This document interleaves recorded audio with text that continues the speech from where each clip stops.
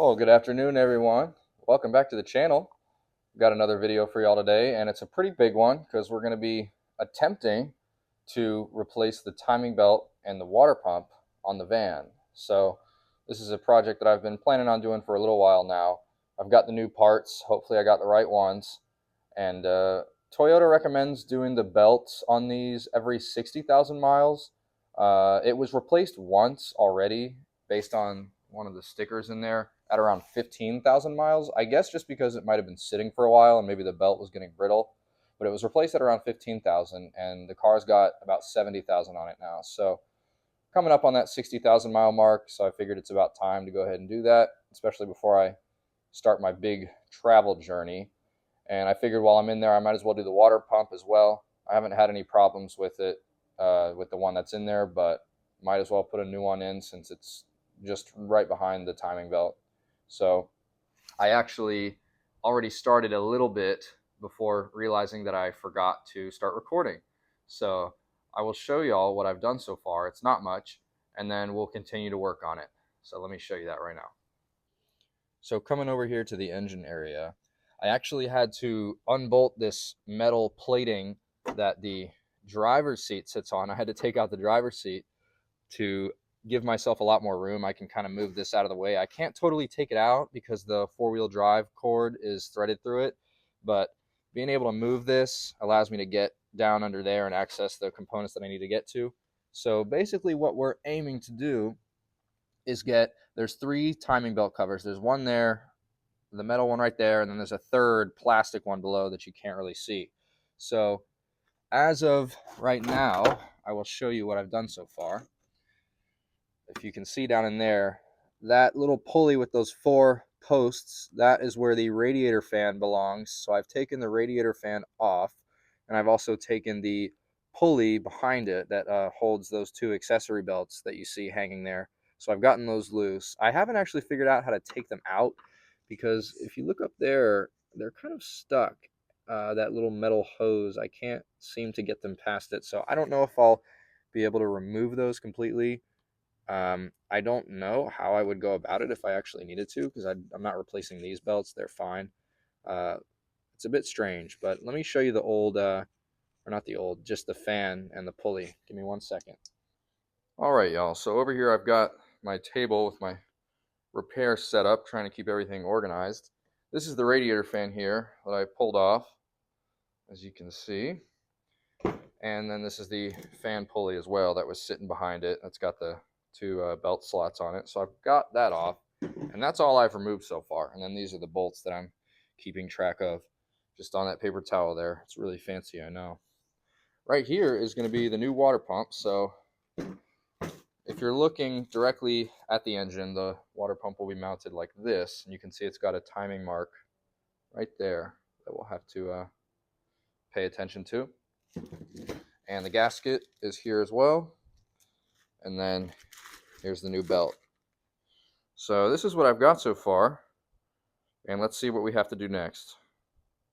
Alright, so the next thing that I just did was remove this first timing cover. So there's 3 covers. There's one up top, one in the middle, and then one down low, like I said. And so this is the first one. I just removed it. So now you can kind of see the belt there. It's still got decent tension in it, but I can feel underneath some frayed ends. I think it's starting to wear down, as you would expect from a almost 60,000 mile belt. So I think next we're going to try and get this middle cover off right here. That's the same bracket that holds the fan on it. Let's see, I'll point the light. Yeah, so that's attached to the fan pulley there. So this whole cover comes off. And then there's one more cover down below that also has to come off, and then we'll have full access to the belt. Okay, so I think I've got all the bolts loosened up on this. As you can see, it's pretty much fallen off. So let's see if we can get this cover off. Try and yank it out. And there it comes. Let's see. Don't want to scrape these coolant hoses too bad, so let me be careful of that. And there it is. So I'll bring it over to the table. Put it with the rest of the stuff. So this is where that fan pulley and the fan both attach to. So the pulley goes on and the fan right behind it. All right, so now with that out the way, we'll go ahead and move on and see if we can get that bottom timing cover off. All right, so I was trying to remove that third bottom timing cover, but I've run into a bit of an issue. I guess not really an issue, but it is in, or I guess it is being blocked by the crankshaft pulley, which I'll need to remove in order to access that final timing cover to remove it. So it is a 19 millimeter bolt that's on there, and I can't really break it loose with a breaker bar or like a ratchet, because whenever I try to loosen it, I rotate the engine basically. So I can't get enough resistance to actually apply the force I need to in order to break it loose. So the only way to break it loose really is with an impact. I have an impact, but I don't have a socket that is small enough to fit in the space. Let me show you the area that I'm working in real quick. So the crankshaft pulley is right there. It's that pulley that's labeled letter F in the middle of the screen. And the center nut for it is inside, or I guess in between, in the middle of those four smaller nuts right there.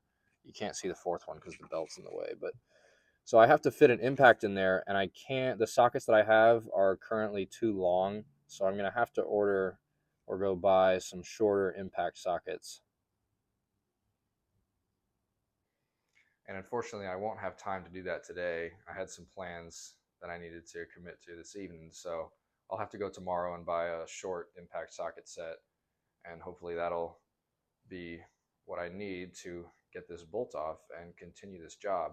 I just want to take my time as much as I can and be really thorough and careful, because timing, especially on a diesel, from what I've researched, is not something to mess around with. So just trying to be careful and cautious here, especially since I've never done a timing job before. So we'll get that tomorrow.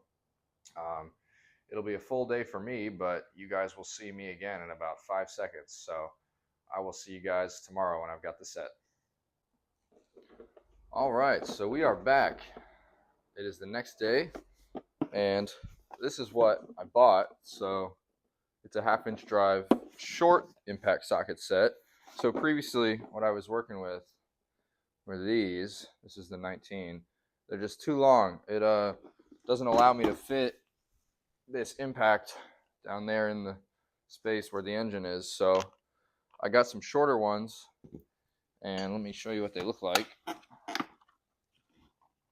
And I'm hoping that they will work. So these are the shorter ones. As you can see, they're a lot shorter there. So I think that will give me enough space to fit the impact around the crankshaft pulley bolt, which is the last one that I need to remove in order to get that timing cover off. And I can't break it with a breaker bar or anything. I think I explained that already, just because it rotates the whole engine. So I would need something to hold, the pulleys or the belt in place, I guess. And haven't really thought of anything to do that with. And I figure if I can fit the impact in there, shouldn't give me too much trouble. So we're gonna slap this on the wrench and see if that gets the job done. All right, well, it's been about 30 minutes and I cannot get this thing loose. I've been doing a little bit of research, and apparently these crank bolts are notorious for being on really tight, especially if they've been on there for a while. So the impact is not going to cut it, I don't think, unfortunately. And I don't want to try it too much more, just in case it starts to round off the nut. That would be really bad. So I tried using a torque wrench in reverse, obviously, set all the way to the max, and I even got it to click, and it still wasn't loose yet. So it's probably on there over 100 foot-pounds, I guess, maybe probably 150 or more even, especially since it's been on there 50,000 miles or so since the last belt change. So I've got a neighbor down the street that's going to let me use a breaker bar, and hopefully I'll be able to make that work. What I ended up doing, though, to keep the engine from rotating while I try to break it loose with a bar, is I've just got it in 5th gear, and it's actually keeping the engine still. and given enough resistance for me to really put a lot of force on there. So I think if I can get a long enough bar, I should be able to hopefully break it loose. So we're going to go get that and then come back and try our luck. All right. So this is what I have. It's not actually a breaker bar, but it's a bar that I can put my ratchet in. And I think it has enough length because the torque wrench that I was using previously is only this long. So this bar is almost double the length of the torque wrench, which I think will hopefully give me enough leverage to break it loose. So it's not the cleanest operation, but we're going to give it a shot and see if it works. All right, well, I've just spent the last probably 2 hours or so trying to break that thing loose with the breaker bar. And yeah, this thing is on there tight, man. It is not coming off.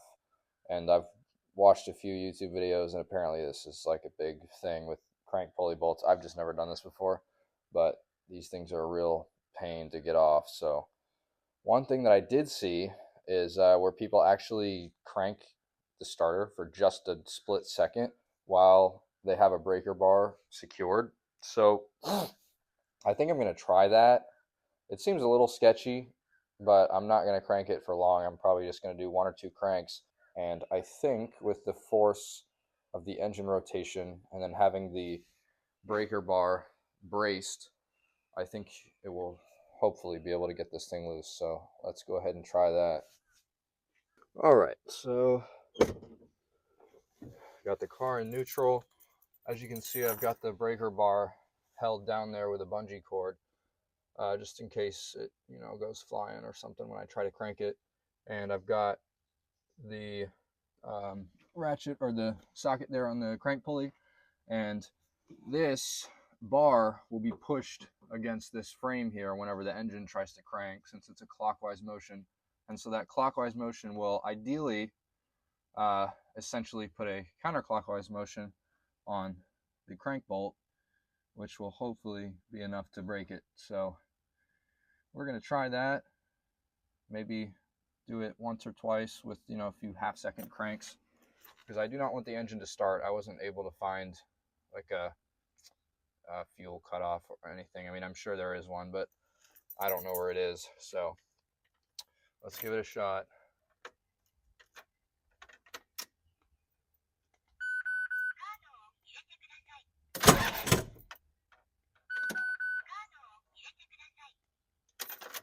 All right, let's see.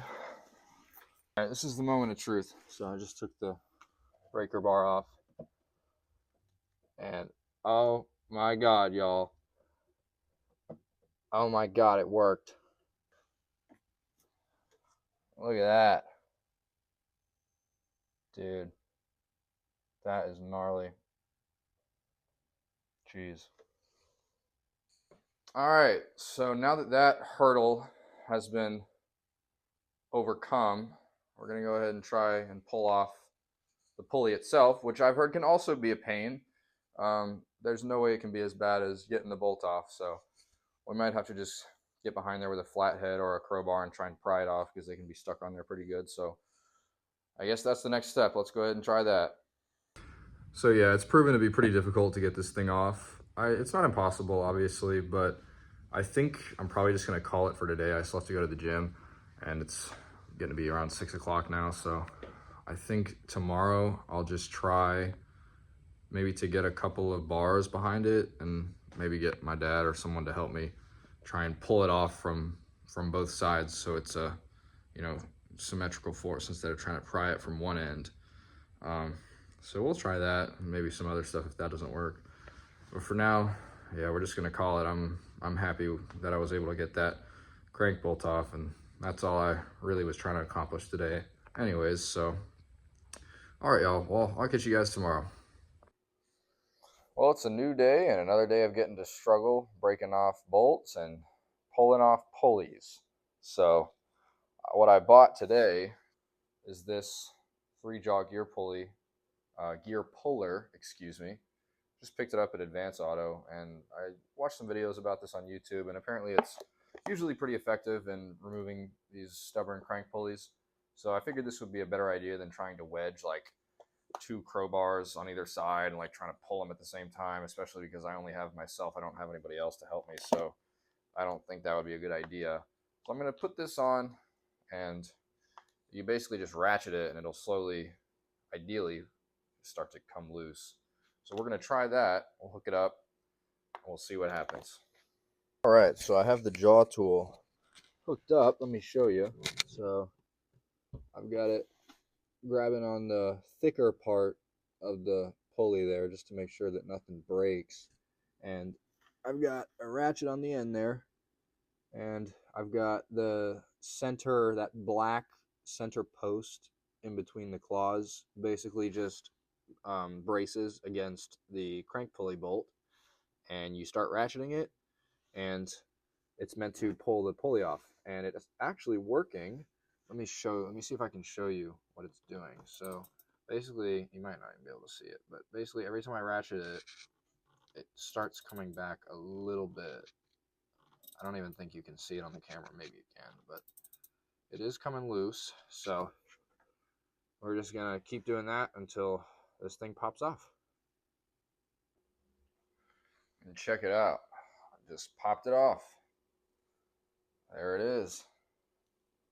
So that tool worked pretty effectively.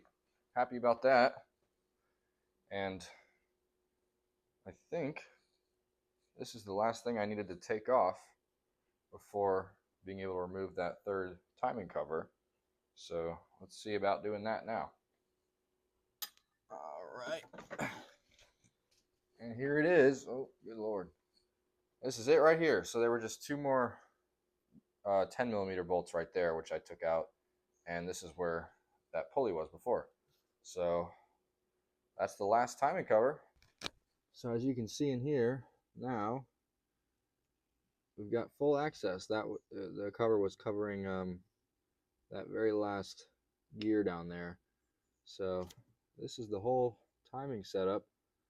So now we can go ahead and, I guess, loosen that tensioner there and get the old belt off. All right, so I got the old belt off. Check this out. It actually looks to be in like pretty decent shape. Like it doesn't look too bad, but like on some of these notches, like I don't know if you can see that, but it's like starting to fray. I think you can see that. Yeah, there's like fibers kind of coming off of it, and a couple other places too. So I mean, I don't think I was in any type of like hazardous situation, but it definitely was going to need replacing not too long from now, I guess. So better to do it now before I start traveling around. So I think just because it's like 6 already and I didn't get off work until around 3, I will probably have to stop here. Maybe I can do some when I come back from the gym. I'll see, but either way, the next step will be to get that sprocket off and get the water pump off. All right, we are back. And so, yeah, like I just said, the next step is to take off that sprocket. All right, so this sprocket is a bit stuck on there as well. So what I've done is I've got two 8mm bolts with a 1.25mm pitch that fit into these holes. And I'm just going to ratchet them, and hopefully that will be good enough to pop it off. So let's go ahead and try and do that.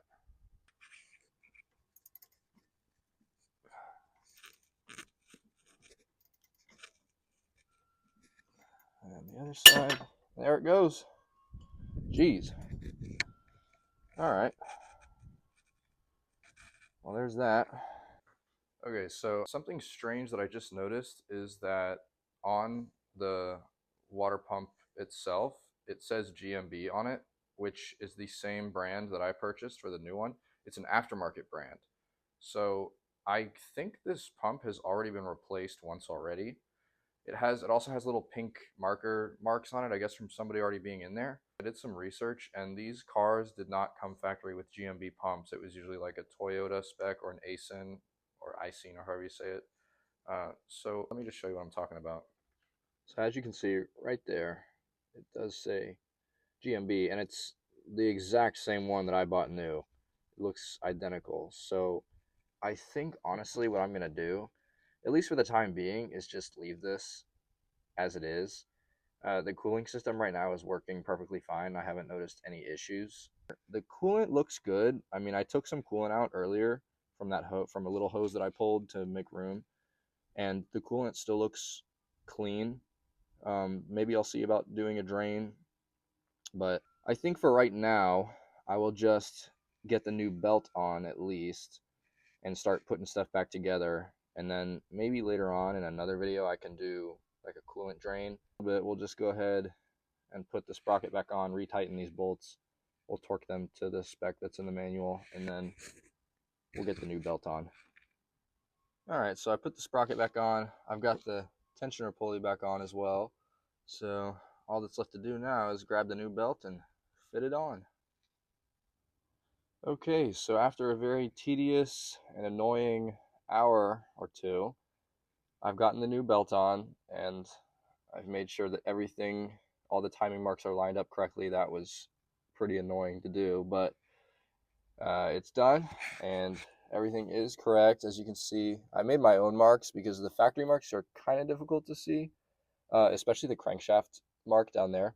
If it will focus down there, it's a bit hard to see. You can't even see it from here, but so I've got the injection pump sprocket lined up correctly.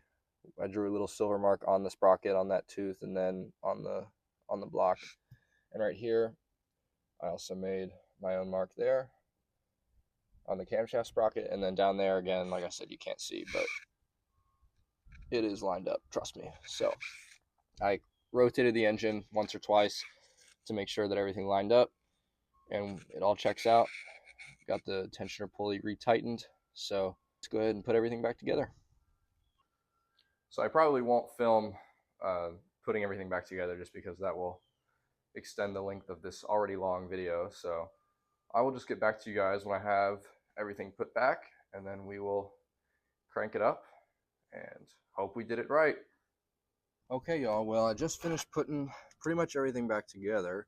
The only thing that I left off was that top timing cover. I've got it right there just because I wanted to double check my timing before I cranked it up. Got the fan back on. I got to tell you though, those belts were probably the most time consuming thing to put back on. They took a very long time. They're just stretch belts, so there's no way to release tension on them. You kind of just have to rotate the crank as you sort of hold them on with a screwdriver or something, but it really took me a while. So now is the moment of truth. Let's crank it up and pray that we did everything right. All right. I'm taking a breath here. Let's see.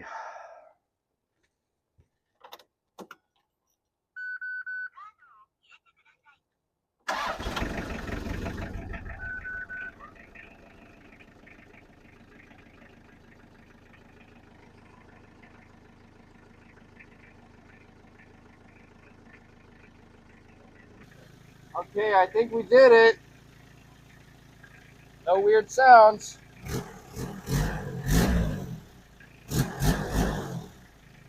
Let's go. Okay, y'all, so I just went for a test drive and everything feels pretty good.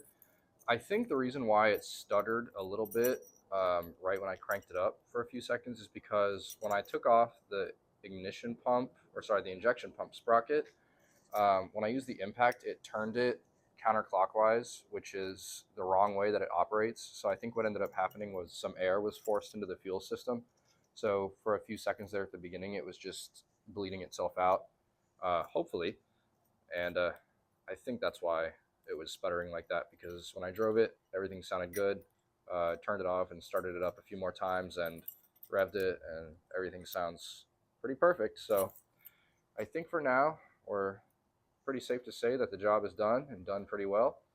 And I am glad to have that out of the way. That was a big thing that was on my mind that I wanted to get done on the van before I started any big trips. So now I probably won't have to do that again for the duration of my ownership of this vehicle. And yeah, so I'm pretty tired. It is getting to be about sunset, so I think I'm gonna get some food and call it a day, man. So really glad to have that done. And thank you to anyone that stayed to the end. I know this will probably end up being a pretty long video compared to the other ones that I have, but I'm going to try and keep it around 20 minutes.